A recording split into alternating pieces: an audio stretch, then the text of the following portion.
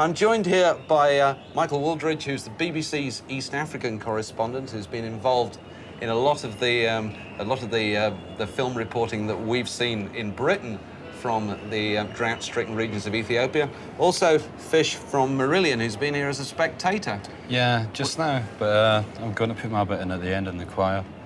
So it's very hard to keep...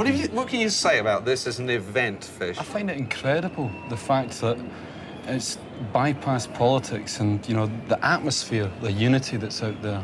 I mean, it blows me. I mean, I've been crying about 4 or 5 times. Yeah. You know, just when you feel certain artists come on stage and the buzz that hits the stadium, you know, it's you're very aware of the cause and you're very aware of, like, a huge conscience being revealed. Yeah. Bob Geldof, Michael, has always said that events like this are intended to provoke governments and people like that into responding. Do you think that occurs? Well, I think the history of the past 9 months shows that that's been true to a large extent. Public opinion certainly has pushed governments into doing what they've already done.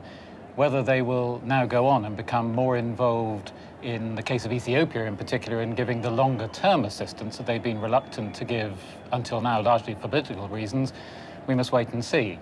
But quite obviously, today's event, the scale of it, is going to keep this famine in the area of public concern and presumably keep up the pressure on governments.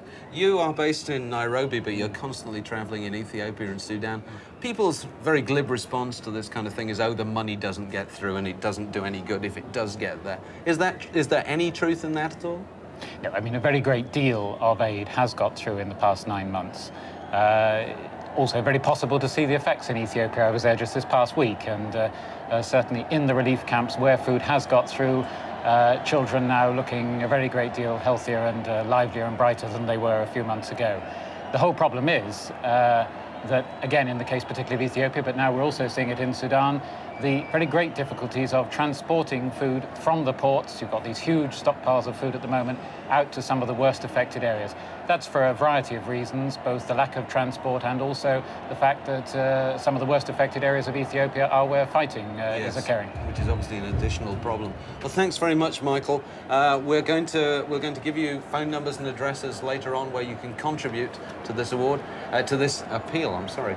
But meanwhile, we can go downstairs where Paul Gambaccini, I hope, will be talking to David Bowie.